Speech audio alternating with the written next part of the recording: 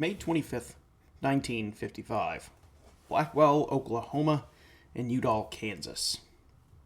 On the morning of May 25th, 1955, an otherwise ordinary morning was interrupted by rain and thunder. Little did the residents of both of these towns know they would be rocked by a duo of massive F5 tornadoes apart from what would be known as the Great Plains tornado outbreak of 1955. However, between the lightning, rain, the thunder, and the rubble, and the scenes of flattened houses all around, stories would emerge from Blackwell about the tornado that the witnesses saw. They described it as supernatural, a large pillar of black and gray clouds twisting and turning, with a bright blue light resonating from it, and even according to one eyewitness, isolated clouds rotating around it. Today on Unblurring the Unknown, perhaps one of the strangest weather phenomenons in recorded history, as we explore the stories and reports of the 1955 Blackwell Tornado.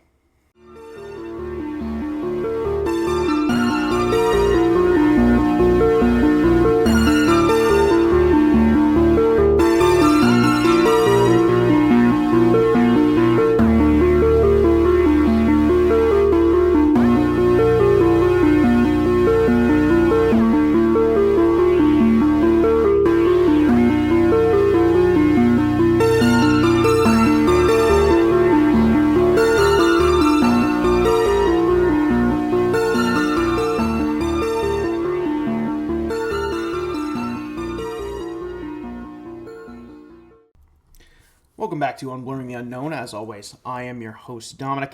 And if you are new to the show, I have decided to, or I guess a returning viewer, if you're new, this is new to you, but if you're a returning viewer, I have actually switched around my mandatory plugs. So as always, if you were checking me out on Spotify, please turn on your post notifications so you get notified every time I post a new episode. If you were listening to this on YouTube, please like, comment, subscribe. It helps me out within the algorithm, and I greatly appreciate it. Feel free to follow me on Instagram at Unblurring the Unknown. I'm on TikTok, same handle, at Unblurring the Unknown, as well as feeling free to send me topic suggestions to my email or Instagram direct message.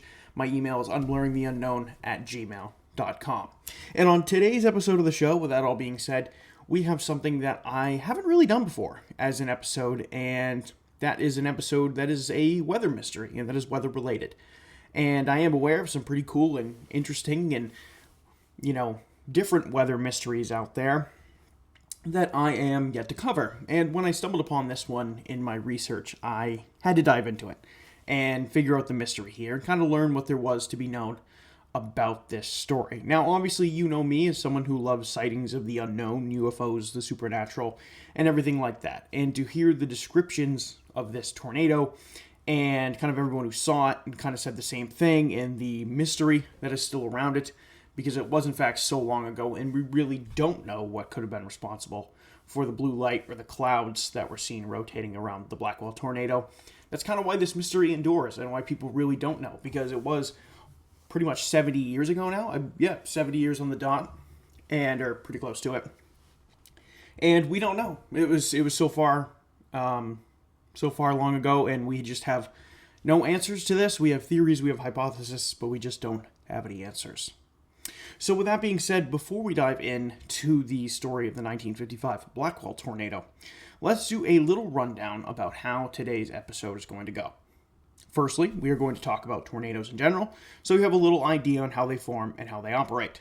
Then we are going to talk about where the story takes place, and then we will talk about the Great Plains tornado outbreak, and then of course the Blackwell tornado and the Udall tornado, which was arguably more destructive and deadly than the Blackwell tornado, but it seems to be kind of overshadowed by the Blackwell tornado just because of the mystery that is present within the Blackwell tornado. But I still want to talk about the Udall tornado because it was extremely, extremely destructive. And spoiler alert, both of these tornadoes came from the same storm system, so I think that that's kind of an important tidbit to let you all know of. But with all of that being said, let's dive into today's episode. If you are unfamiliar with what tornadoes are and the science behind them, let me give you a little crash course. Now, of course, I am no meteorologist or anything like that, so I'm going to try and dumb this down a bit so I myself sound like I know what I'm talking about. Now, tornadoes are violently rotating columns of air that form from massive thunderstorms. Now, traditionally, you can't see wind, so the way tornadoes become visible to the human eye is through the condensation of water droplets in the air, as well as the collection of dust and other debris it will pick up from off the ground. Now, it is debated the science behind how tornadoes actually form, but they always seem to come from these massive supercell thunderstorm systems. However, the science is kind of in the air on that, no pun intended, because it is not well understood and it is mostly speculative. We think we know how they form, but we're not 100% sure. However, scientists can predict possible tornado-inducing storms and possible outbreaks of them, but tornadoes' individual creation, like I mentioned, is a little bit more complex and something that we don't fully understand. Now, when looking to identify whether or not a supercell thunderstorm has the ability and potential to produce a tornado, storm watchers look for a variety of different features. Now, various different cloud formations within the supercell thunderstorm can help show the presence of rotation within the storm. Once that rotation starts to mix airs from the humid interior of the storm system with the cooler air present at the ground, a condensation funnel can form, stretching down from the thunderstorm to the ground, and then this is where the tornado starts to form. And this air will still rotate within the storm, and it will start to stretch down and try and touch the ground. Now, if this condensation funnel, as it is called, doesn't touch the ground, it is considered merely a funnel cloud. And when it touches the ground is when it now officially becomes a tornado. Now, just because it looks like a tornado isn't touching the ground doesn't mean that can be the case. This rapidly rotating wind can be connected with the ground and not mixing with any dust or debris yet, meaning the tornado has touched down. However, to the human eye, it still looks like it is in its funnel cloud state. Now, the tornado, which in a sense is an extension of this supercell thunderstorm above it, is now rotating.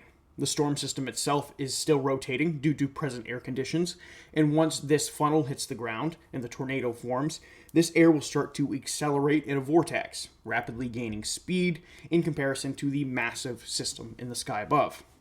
Now, the thunderstorm itself can also affect the tornado depending on present atmospheric phenomenon it has, like lightning, heavy rain, and even hail. Now, much like hurricanes, tornadoes also have a rating based on strength and power. This scale, known as the Fujita scale. Now, the Fujita scale calculates the potential power of the tornado based on present wind speeds. The faster the speeds, the more deadly the tornado, and the higher the F rating. Tornadoes are rated on a 1 to 5 scale, with 5, of course, being the strongest. Now, even though there has never been an F6 tornado, wind speeds in some tornadoes can exceed the range of F5. However, F5 is still the worst of the worst when it comes to tornadoes. Now, the original Fujita scale did include a hypothetical 6 rating. However, when the Fujita scale was revised in 2007 into the enhanced Fujita scale by the National Weather Service, the idea of the F6 rating was permanently scrapped. Now, tornadoes are extremely common in the United States. However, they are not based solely in the United States. They can happen all over other parts of the world. However, they are extremely common here in the States, especially in the area of the country known as Tornado Alley, the relatively flat central U.S. Now, tornadoes can, of course, happen outside of that tornado alley, but due to the kind of nature of the central United States, with it being so flat, especially in states like Kansas, Oklahoma, Texas, parts of Missouri, they're extremely, extremely flat, and they have a tendency to get hit with a lot more tornadoes in comparison to other parts of the country. Now, as somebody who lives in New England, it's kind of often spoke around here that we kind of avoid much serious weather like hurricanes and tornadoes. Hurricanes mostly because we're just kind of outside of warm weather most of the time, but tornadoes especially because we have so many mountains, and that tends to kind of break up storm systems depending on which areas you're in. So we've had a couple tornado scares, but nothing to the extent of, if something touches down, it touches down for like 10 seconds, and that is the extent of anything, and we just kind of don't really get tornadoes. They're extremely, extremely rare. However, like I mentioned, the central United States seems to get battered with them on a yearly basis. Now, Tornado Alley, conveniently enough, is where today's story takes place. Now, let's go to the town of Blackwell, Oklahoma. Now, Blackwell is located within Kay County, Oklahoma, and is currently home of little over 6,000 people. Blackwell was originally established in 1893, and its main source of enterprise would be agriculture, as well as farming, and it also has some influence with manufacturing in the fossil fuel industry. Up until the 1950s, Blackwell did not have a whole lot going for it, and arguably, like many small towns in the central U.S. during this time, let me back up real quick. Blackwell, like not a lot of small towns in the 1950s, it didn't have a whole lot going for it. However, during the 1950s, Blackwell was known for something that, of course, is, looking back on it, is not something that is very good, very fond of at all. And that was during the 1950s in Blackwell, before the Civil Rights Movement. It had the reputation of being referred to as a sundown town, meaning that African Americans were kept out of town until they had to leave by sundown, and sometimes they would be directed out merely by signs, and sometimes things would be way more violent than just signs telling people to leave. Now, either way, I'm not going to go super deep on this because it's kind of off topic, but I feel like it's the history of this area during that time, and I felt necessary to include it. However, let me just state, either way, this was a very awful way to treat people. There's a lot of things in the United States' history that are not very fond to look back on, and I feel like somebody is like me, who I kind of consider myself I would say a different style of historian. Obviously, you hear me cover UFOs, aliens, conspiracies, all those different things, which I consider history, but a very different form of history. As somebody who looks into different forms of history, and you hear about things like this, it kind of wrenches at your heart, because you know that people were doing these things, and you know that they were wrong, and they're just terrible, terrible things. However, like I said, just telling the history of this area, and I felt like it was necessary to include it. But let's get back into kind of the tornado stuff here, and let's talk about Udall, Kansas, which is the other town that was hit by a massive thunderstorm. And it is 55 minutes to the north of Blackwell, Oklahoma. And much like Blackwell, Udall is another very small town, and during the 1955 Great Plains tornado outbreak, it was a bullseye in the face of a massive tornado that we will get into here in a little bit. Now, even though the tornado that would strike Udall perhaps would not have as much mystery surrounding it, since these tornadoes occurred in such rapid fashion and within the same time period and from the same thunderstorm, I felt like it was worthy to be included. Now, Udall was established before Blackwell in 1881, and it is 30 miles away from Wichita, and it actually has a rich history dating back to the late 1800s time period. However, this town, again, would mostly be included in the footnote of history, along with this massive tornado that would hit it. If you just Google Udall, Kansas, it's the first thing that's going to come up. It is almost known for this tornado at this point. Now, but with all that science and history discussed, let's dive into the events of that fateful day where the towns of Blackwell and Udall would be changed forever. And of course, the stories that persisted after the storm about this supernatural nature of the Blackwell tornado. On Wednesday, May 25th, 1955, a large thunderstorm system started forming that morning at around 8:30 a.m. Central Time in Kay County, Oklahoma.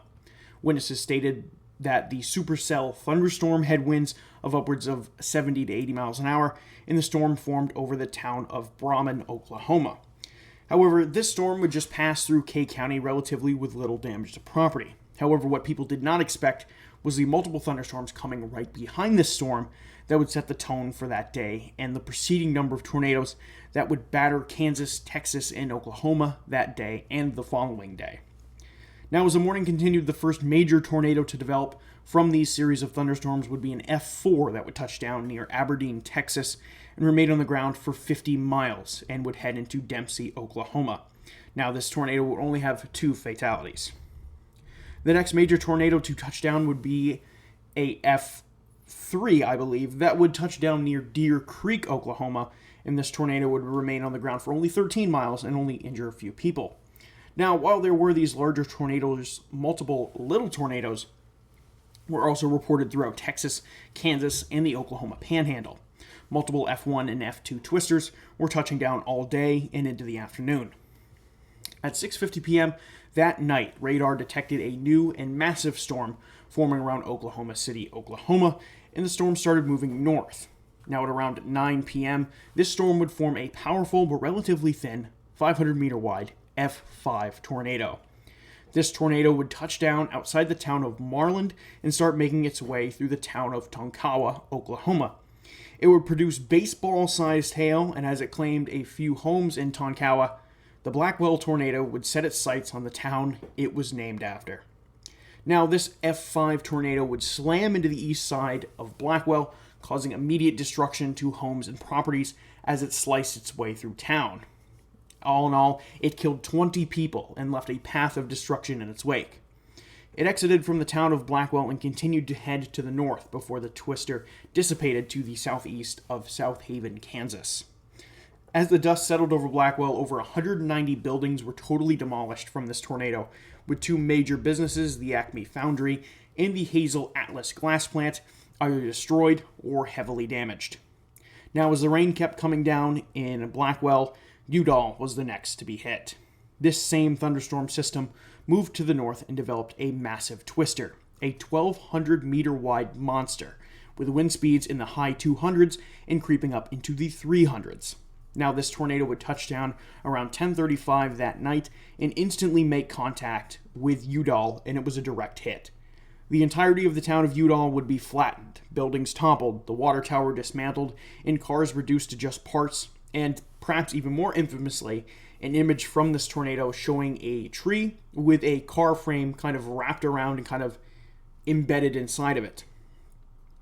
And those were the images left behind for the residents that were still alive to tell about the Udall tornado. The mystery that persists with the Udall tornado is the direction of the wind within the storm. Some debris would be found fallen in one direction or wrapped around a tree in one direction, while the water tower would be toppled over in the opposite direction.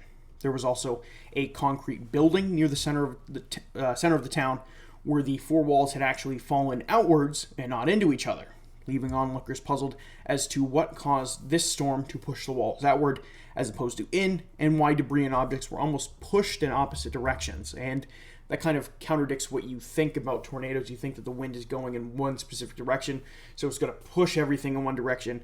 And the Udall tornado was different. It kind of pushed objects in different directions, and scientists to this day don't really know why it did that, or which direction the wind speed was going, or if the wind speed was kind of changing consistently. These are questions that we don't really have answers to, and considering this happened 70 years ago, we still really might not have answers to these questions, even in the future. However, after the dust, rain, and hail settled in Udall, 80 people were dead, and it left a town grieving and looking for answers, as pretty much the entire town of Udall was wiped off the face of the map. However, back in Blackwell, the mystery begins. Witnesses to the tornado described the tornado in Blackwell as very strange. For starters, witnesses observed a bright blue light emitting from the top of the twister funnel. Now, it is not uncommon for lightning and blue light to be seen in a tornado, but the bright blue light being seen at the top of the twister was particularly strange. One witness, named Floyd Montgomery, would have a meeting with Weatherwise magazine in January of 1956, and he described the tornado as the following, and I quote, "Fire up near the top of the funnel looked like a child's 4th of July pinwheel. The light was so intense, I had to look away."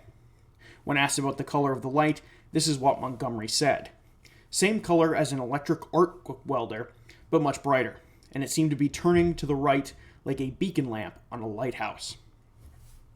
Now, perhaps even stranger to go along with the stories of this bright blue light visible at the top of the tornado column was the reports of the tornado seemingly to have smaller clouds rotating around the top of this blue light and at the top of this funnel. Now, up to this point, this seems virtually unheard of when you talk about tornadoes, and especially in 1955. Floyd Montgomery would say he saw these clouds, and he stated the following: "There were rapidly rotating clouds passing in front of the top of the funnel. These clouds were illuminated only by the luminous band of light. The light would grow dim when these clouds were in front, and then it would grow bright again against as I could see between the clouds." Other witnesses told Montgomery of their sightings as well. A Miss Carl Sojberg, or Joberg, I don't know if the S is silent there, and I hope I pronounced that right, told Montgomery what she saw, and Montgomery spoke of it also. And this is what Montgomery said of Mrs. Sojberg's sighting. She saw lightning coming up from the ground 2 or 3 feet high and about half as wide as adding machine tape.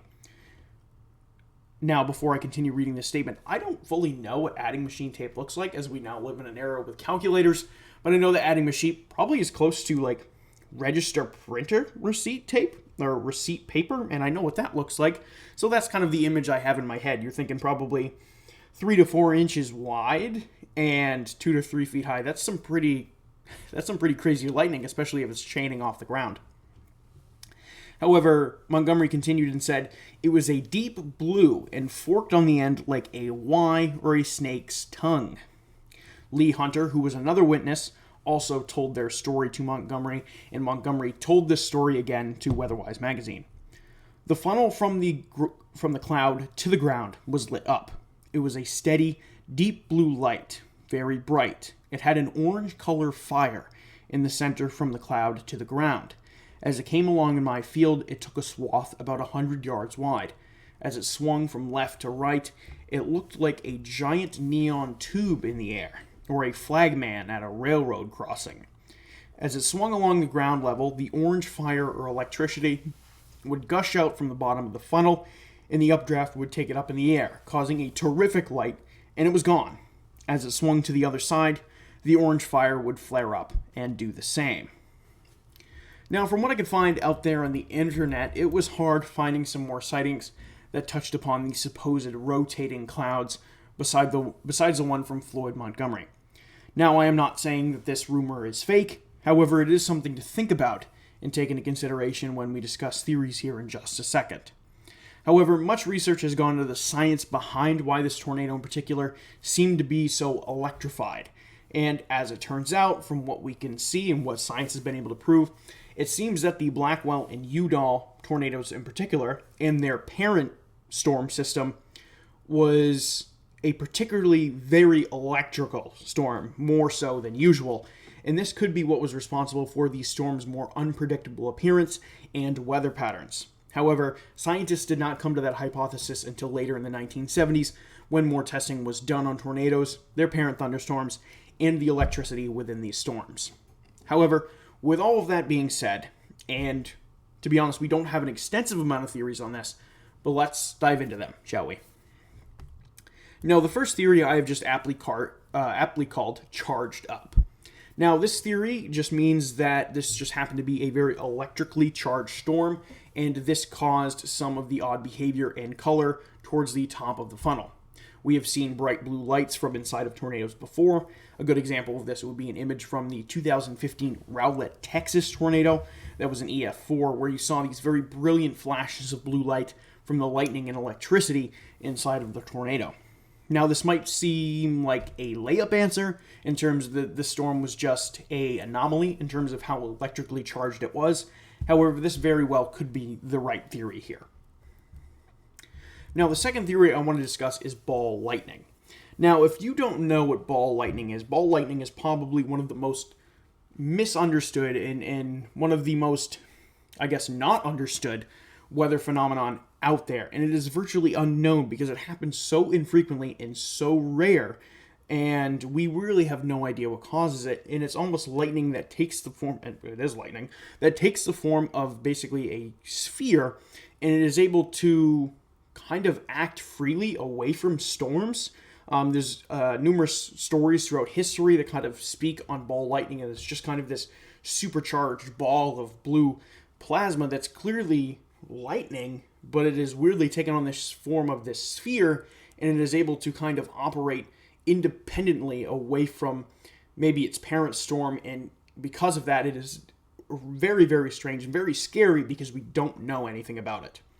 Now, some people have theorized that perhaps the blue glow that was present within the Blackwell tornado had something to do with ball lightning. After all, like I said, we can't fully rule this out because we don't even know how ball lightning forms or have no idea what causes it. And again, like I mentioned, after all, This idea of a solid ball of plasma being able to sustain itself independently is something that realistically should not be possible. Now, is it in fact possible that maybe some ball lightning formed within the top of the twister and it was centralized within the storm due to the tornado maybe not allowing the ball lightning to escape the funnel, and that is why the top of this tornado column was so bright blue, because there was ball lightning trapped inside of the tornado? That is a very possibility, because we don't know. We don't know what forms ball lightning, and in the case of 70 years ago, in 1955, they certainly didn't understand ball lightning and how it formed, and we still don't understand it, and it kind of leaves us scratching our head because we don't know. Could it very well be ball lightning? Yes. However, unfortunately, we can't go back in time 70 years ago to see whether or not it was ball lightning. However, neither of these theories, whether it is the charged up theory or whether it's the ball lightning theory, have answers to the, this rotating cloud phenomenon either, that Floyd Montgomery said he saw around the tornado, these clouds kind of rotating around it. However, from what I could see, this seems to be something that is either discredited as some other type of weather phenomenon, or something that is just an absolute head scratcher. People don't know what caused this. We don't know what caused the clouds to rotate around the tornado. Maybe these clouds were kind of sucked into the tornado but didn't fully make it, so they almost kind of like just stuck in an orbit because they were trapped by the tornado's centrifugal forces. That's a possibility, but we really don't know. And that is what makes the 1955 Blackwell tornado so interesting, because we have so many unanswered questions that we are left scratching our heads about. And if you ask me, and if you're thinking, hey, Dominic, what's your opinion on this? What's my theory? What's my thoughts on this? And I honestly think that this is probably just Actually, no, I'm going to change it. I was just thinking about going with charged up, but I think it was ball lightning. I think we can see that there has been some storms in the past that have this electrical forces, but I think it was ball lightning. Maybe it was ball lightning inside of this tornado, and that's why the clouds rotated. Maybe the ball lightning had some force that allowed these clouds to orbit. I don't know. I'm not a meteorologist, but the ball lightning theory is fun, and the fact that we don't know allows me to kind of be a little bit more free in my speculations. There's no, I feel like there's no wrong answer because nobody really knows, and I think that allows me to go with the ball lightning theory. But I think that that's what it is. I think that the idea of the ball lightning, and if you read stories about ball lightning, it's so bright. I think it could match this kind of arc welder color that witnesses say that they saw. And maybe the force, maybe the energy from this ball lightning allowed the clouds to kind of circle around it in orbit without actually getting sucked into the tornado itself. However, that is my own personal thoughts and theories. Feel free to share your thoughts, whether that's in the comment section, wherever you want to share them. Feel free to share me your thoughts. I appreciate it. I read them. If you leave me comments, 9 times out of 10 I read them. I try to get back to all of them. However, I am just a one-man band here, and I try to do these as best to my ability and as on time as I possibly can. And I've been on a roll. Recently, I've had a couple weeks where I had to skip, and I might have some more of those coming up, and I do apologize for those of you who listen to my content all the time. I try my best to get episodes out on a week-to-week basis. Sometimes it doesn't happen. I do apologize. I try to be as consistent as I possibly can. But with that being said, that is going to do it for this week's episode. I appreciate the support from every single one of you, and it means the world to me. All of you that have stuck by me, have listened to all the episodes, those who are subscribed to me. Again, if you like this episode, if you like my content, please like, comment, subscribe. It means the world again, and I greatly appreciate it. It helps me out, and it kind of helps me get me out there. Feel free to follow me on all my socials as well. But with that being said, that is going to do it on today's episode on the 1955 Blackwell Tornado. I hope you all enjoyed it, and I will see you all on the next one.